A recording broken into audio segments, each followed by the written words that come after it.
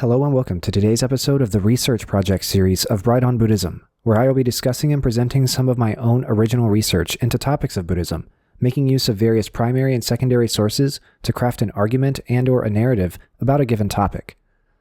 Today's episode will focus on Buddhism and a very famous genre of Japanese theater called No. There are a couple of different ways you can encounter the word for this genre of theater out in the wild. The most common is with the spelling N-O-H, or N long O. The reading for this word in Japanese is the kanji for skill, ability, or talent, referring specifically to acting ability. You may also see it as no gaku, where the second part of the word is the kanji for entertainment, music, or enjoyment.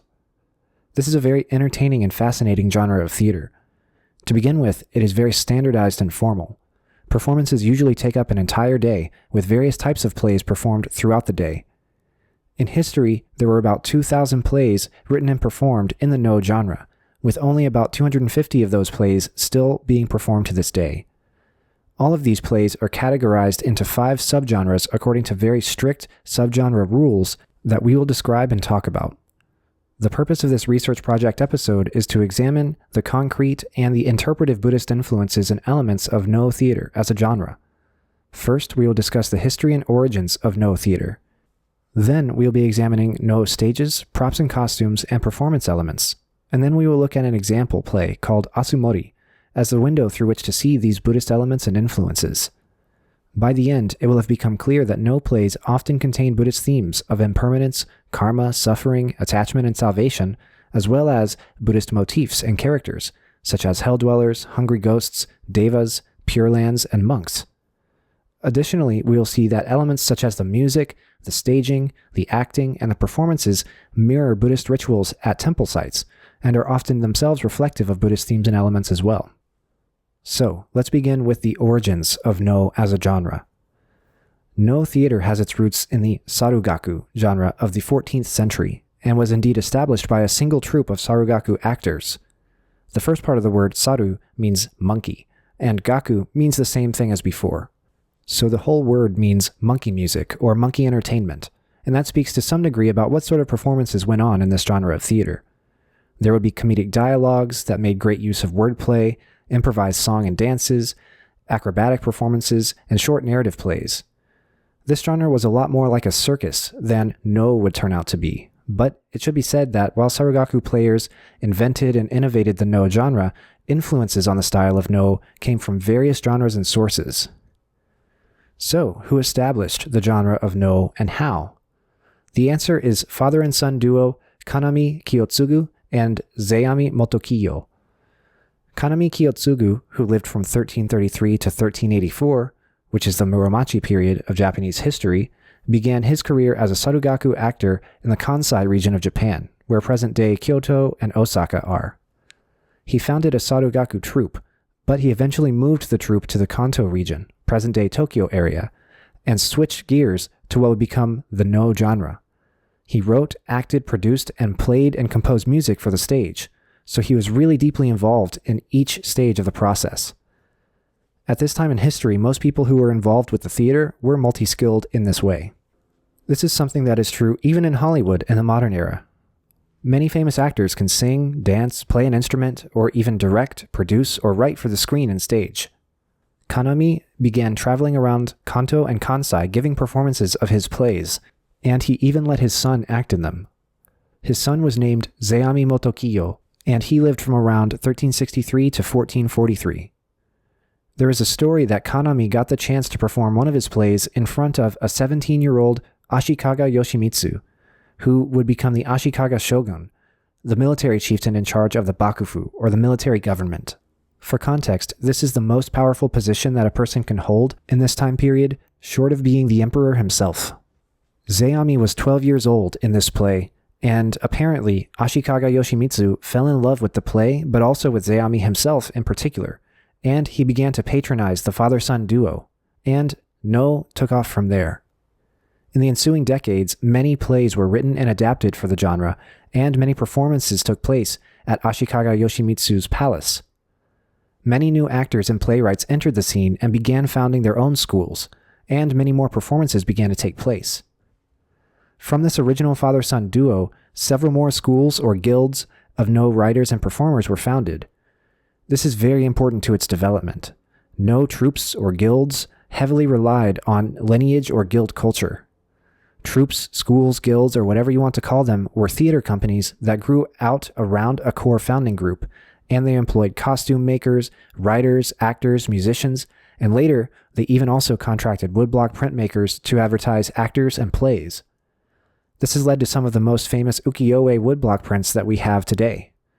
Relationships in a guild or a company were often familial among the core group, and then professional contracts entered in among the rest. For these groups, lineage or genealogy mattered a great deal.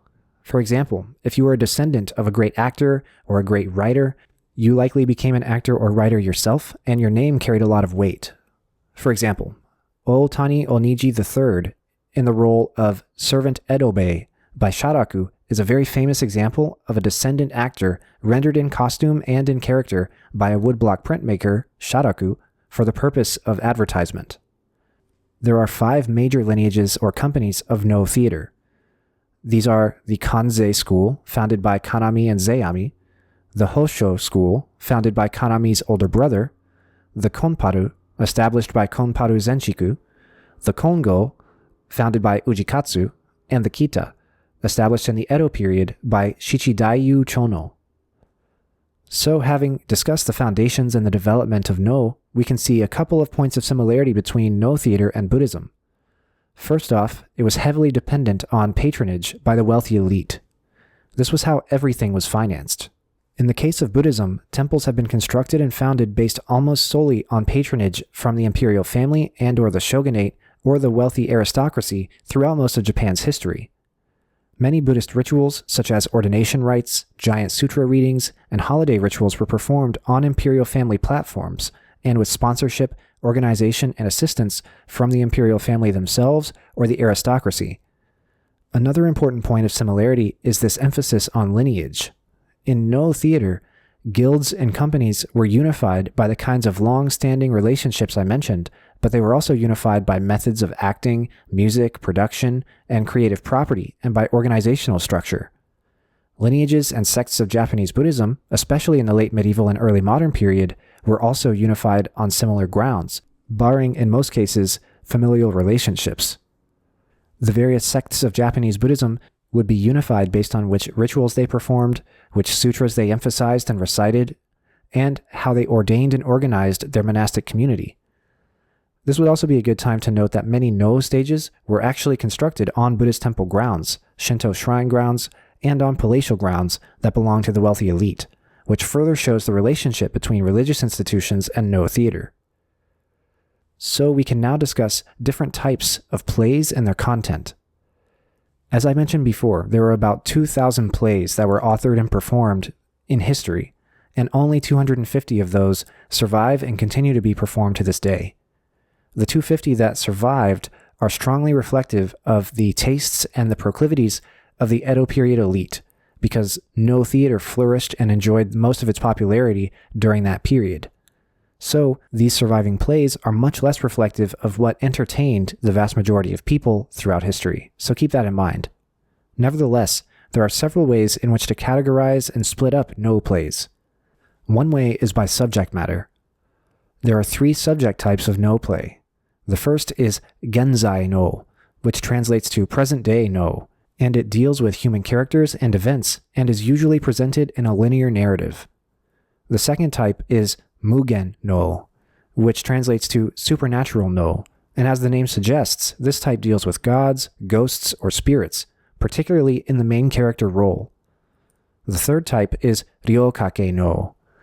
This name translates to mixed No, and it's very uncommon, but as the name suggests, it contains elements of both of the first 2 categories.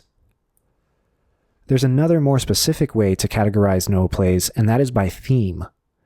There are 5 thematic subgenres of No with very particular rules, as I mentioned at the beginning.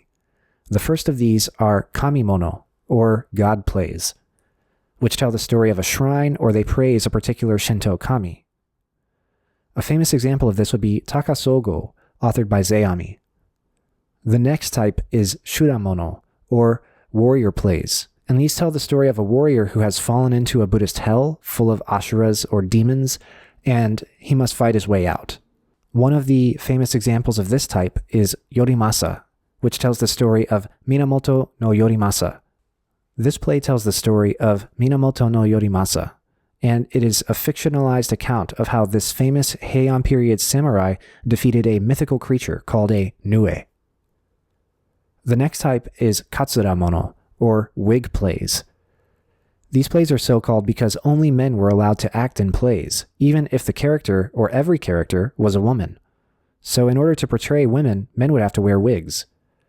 There are some notable exceptions where courtesans were allowed to play marginal roles or be musicians, but for the most part, theater was only for men in most of Japanese history.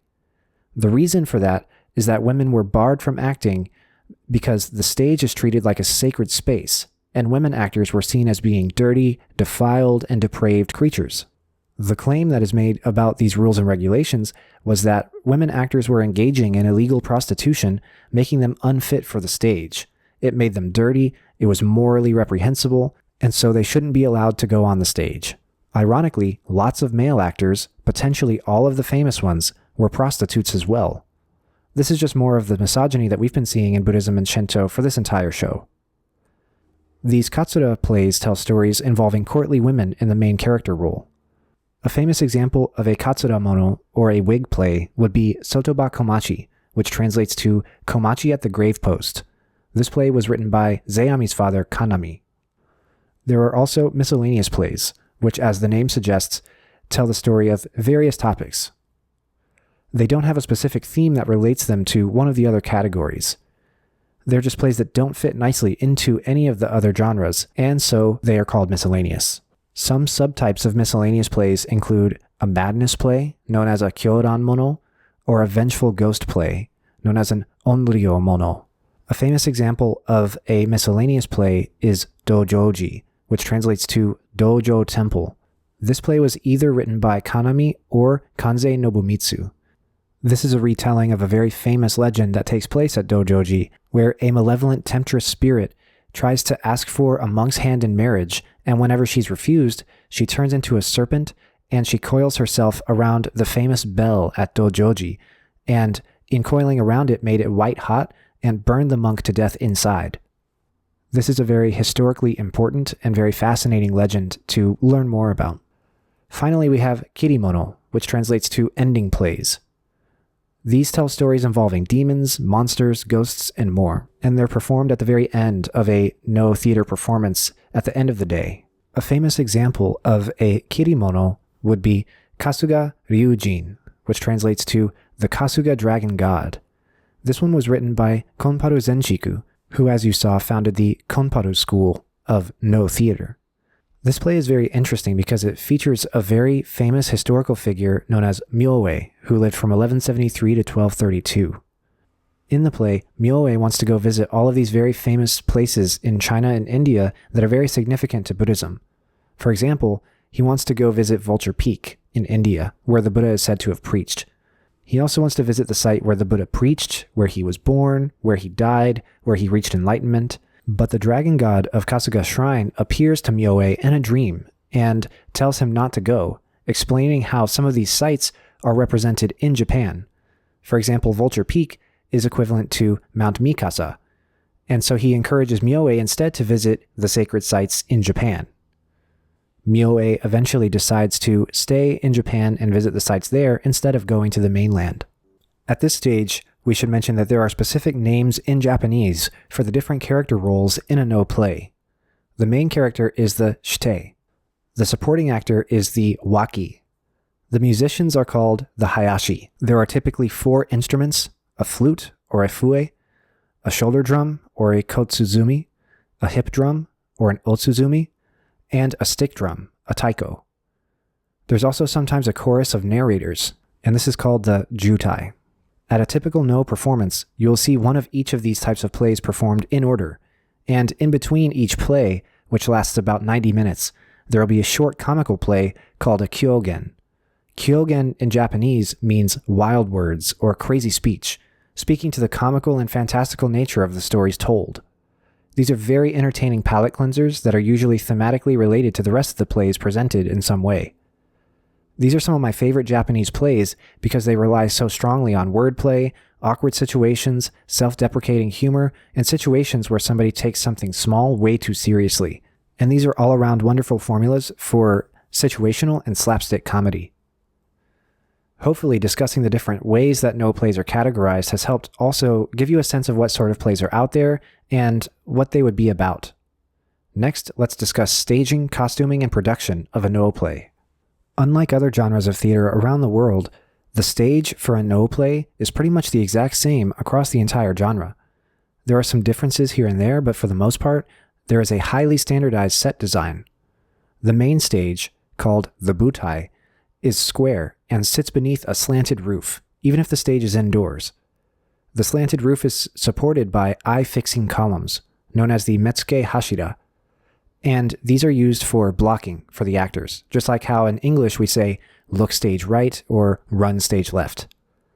The stage is made with unfinished or clear-coat polished hinoki cypress planks as floorboards. The backdrop of the scene is always a painted pine tree, rendered in a very ukiyo-e style. When looking at the stage from the audience, there's also a covered pathway called the hashigakari, from which the actors enter. This pathway extends backward and to the left from the main stage. This pathway is also planted with 3 short pine trees that face the audience.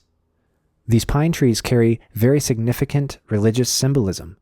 In Chinese Taoism, the pine tree is a symbol for health and immortality. In traditional Chinese medicine, which draws significantly from Taoism, there is the idea that pine bark or components of the pine tree are very medicinal, and consumption of them could lead to immortality. So pine trees are very often depicted in spaces that are denoted as sacred. On an ukiyo-e stage, there are no curtains at the front. The only curtain is at the far end of the covered bridge off to the left. There is never any set dressing on stage either, just actors in costume and the props they hold, which is usually just a folding fan. The musicians typically also sit on stage with the actors and play their instruments and sing live during a play from the side of the stage. The audience of a Noh play is arrayed around the front and side of the stage. The roof of the stage denotes the stage as being separate or distinct from the surrounding environs, and potentially also as even being sacred.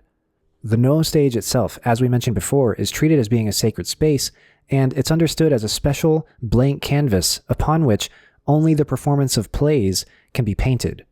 This is nearly identical to Buddhist temple spaces, where the space where the icon of the Buddha or the Bodhisattva in question sits or stands is usually elevated, as though on a stage platform, and the ceiling above the icon is usually recessed, or it's decorated in an umbrella shape, denoting that the space where the Buddha or the Bodhisattva, whichever icon it is specially designated for a special or a divine figure. The Buddha himself is often depicted in artwork as having had an umbrella or an umbrella-shaped pavilion over his head anywhere he went. This pavilion or this umbrella would be held up by his attendants, and in part, its purpose was to denote everywhere that he went as being a sacred space. This tradition continues to this day with high-level figures in Buddhism, such as the Dalai Lama. Now onto the costuming. The costumes are usually silk kimono, and they're usually incredibly detailed and incredibly intricately embroidered. They also usually have many layers, making it actually quite hard to move and to act in them, given how heavy and hot they get. These costumes are meant to emulate the clothing from the Heian period, so it can be as many as a dozen layers of embroidered silk robes, which are all intricately folded and cinched. The actors also often wear wigs and hats. The most interesting part of the Noh costuming is the wooden masks that the actors often wear. These masks are very famous. They're painted white with red lips and black eyebrows, and usually black hair accents on the forehead as well. And they're carved such that when actors angle their faces in relation to the sun or to the interior lighting, these masks convey different emotions, even though the mask itself does not change.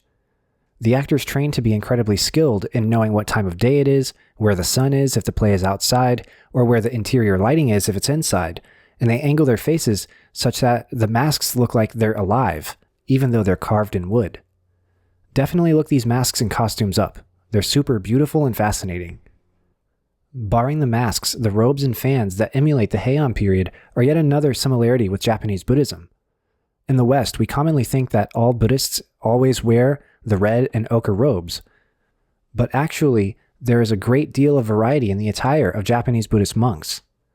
They can wear very simple yellow or ochre robes, as in the case of older sects like Shingon, but there can also be beautifully embroidered robes with many layers, and Japanese Buddhist monks also very commonly carry folding fans as well. Now, we should discuss the performance aspects of No. No plays are very slow-paced compared to modern Western plays and movies. Every movement that an actor makes is super slow and super delicate, even in high action scenes. It's very beautiful in its slowness and in its delicacy, and once you get used to the pace, it's incredible to see how somebody could train themselves to move that slowly and still be very still and very deliberate while they do it. They are also trained to make very little noise while they walk. They're trained to keep their heels down the entire time and only pick up their toes whenever their feet are out to the front to emulate the movement that we normally make when we walk. Walking in this fashion gives the illusion that they are slowly floating across the stage, rather than bobbing up and down like we normally do when we walk. Additionally, when they recite their lines, actors don't try to method act and get into the heads of their characters and emote strongly with their faces and with how they speak. Instead, they use a very distinctive and very standardized and formalized inflection and diction that's highly specific to No theater performances. The plays are often written in classical Japanese, and the recitation of lines are also chanted with musical accompaniment. I'll try to demonstrate what I mean, but please know that I'm not a trained No actor. I'm just emulating something I've heard. I picked up a line from a very famous monologue in Atsumori. In Japanese, it reads, Ningen 50 nen, keiten no uchi o kurabureba, yume maboroshi no gotoku nari. In English, that translates to, human life is about 50 years. What happens in that life feels like a dream or illusion. When that line is being recited in a No play, it's not going to sound like the Japanese that I just gave you. It's going to sound very different. Here's my attempt at reciting it as you might hear it on a No stage. Ningen 50 nen, keiten no uchi o kurabureba, yume maboroshi no gotoku nari. As you can see, this is very similar to a very highly embellished Buddhist chant. When Buddhist monks are chanting the Nenbutsu or the Heart Sutra, for example, they would not use their normal voice for that. There's a very specific rhythm and diction that's only used for sacred words. For example, you wouldn't say Namu Amida Butsu just normally like that if you're chanting it as a monk. You would go more like Namu Amida Butsu or something like that. This has sort of entered the No genre and has been highly embellished with pitch inflections and with unique diction, but the idea is the same. The words being performed are above the level of normal everyday speech and language, and perhaps are even sacred. So, now that we've gone through all these points, we can talk about a real example, Atsumori by Zeami. This play was written in the 14th or 15th century, and it is a shuramono, or a play about a warrior who has to fight his way out of Buddhist hell, or in some way deal with some sort of karmic retribution that's coming back to bite him. This one is about a child samurai who died in the Genpei War, which lasted from 1180 to 1185 at the end of the Heian period of Japanese history. The samurai was named Taira no Atsumori, and he was around 15 years old when he was killed by a Minamoto warrior named Kumagai Naozane. Atsumori's death is depicted as being very tragic. He was sent into battle carrying a flute, indicating that he was in no way prepared for war and for real battle. The play is set a few years after the Genpei War has ended, and the main character role, or the shite, is Atsumori's ghost, disguised as a grass cutter. He appears to his killer, Kumagai Naozane, who has renounced and become a monk to try and purify his sins in the Genpei War, and he takes on the Dharma name Rensho. In the play, we get a retelling of the Battle of Ichi-no-Tani, where Atsumori was killed, and throughout the story, Rensho is chanting and praying for the deceased Atsumori. At the end of the play, Atsumori forgives Rensho for killing him. There are so many Buddhist layers to this play. First and foremost, it's an adaptation of an episode from Heike Monogatari, or the Tale of Heike. The Tale of Heike is a tale which recounts the events of the Genpei War, and one theory of its authorship is that it was written by a monk after the Genpei War to tell the story of the losers, the Taira clan, as a means of pacifying their spirits. The fear was that if the losers, those who had been killed in this war, were not properly honored by sacred words, by prayer, in the form of the Tale of Heike, they would become hungry ghosts or yokai and wreak havoc on the world. So the Tale of Heike is meant to honor them and to placate them so that they can achieve rebirth in a Pure Land or some other favorable rebirth. The whole thing is, in some ways, a merit transfer ritual to facilitate the rebirth of the Taira clan dead into a Pure Land. Atsumori the No play was adapted from this larger Tale of Heike with the same purpose, and in it, we see a warrior turned monk in the form of Kumagai, who has renounced and become Rensho. He became a Pure Land monk to purify his bad karma for the war. At one point, whenever Atsumori's ghost appears to him, one of his lines is to say, "Oh no, what karmic retribution has come back to haunt me that Atsumori's ghost would be appearing before me now." Thus, you can see that there are very many significant Buddhist themes and Buddhist elements to the Tale of Heike, but also to the adaptation, Atsumori. Then, as I've described, the play itself is performed in a highly ritualistic fashion, in a ritualized space, by people in highly formalized and standardized costumes with specialized speech. As a result, there are tons of ways in which No theater is historically, thematically, and aesthetically related to Japanese Buddhism. I highly encourage anybody listening to go and watch a segment of a No play online, or even watch a full performance in person, because it is a sight to behold. I also highly recommend watching kyōgen, the funny plays that they put in between each of the 5 No performances. These are some of my favorite classical comedy stories, and I think you'll enjoy them too. I hope that you've enjoyed this week's research project episode on Buddhism and No theater. As you can see, there are several aspects of No theater which are interpretively similar and aesthetically similar to Japanese Buddhist temples, rituals, and performances. These include the costuming, the line delivery, the staging, and so on, but there are also very concrete touchpoints between Japanese Buddhism and No. For example, there are Buddhist themes, motifs, and characters that we can see in No plays, like karma and rebirth in Atsumori, where Atsumori himself is a ghost and his killer Kumagai Naozane is a monk who prays to Amida and chants Nenbutsu for Atsumori. Again, check out a No play or a full No performance if you can. I highly recommend it. Thank you for listening, and I'll see you next time. My name is Nick Bright, scholar of East Asian religions and the voice of Hearer. And I'm Docs, editor, question asker, and voice of Hermit. And this has been Bright on Buddhism. Thank you for listening. If you like our podcast, or if you have any questions that you'd like us to discuss, we'd love to hear from you. Please consider leaving a comment, review, or subscribing. You can also reach us by email at bright.on.buddhism@gmail.com. As always, citations and resources for this episode can be found in the show notes. Thank you.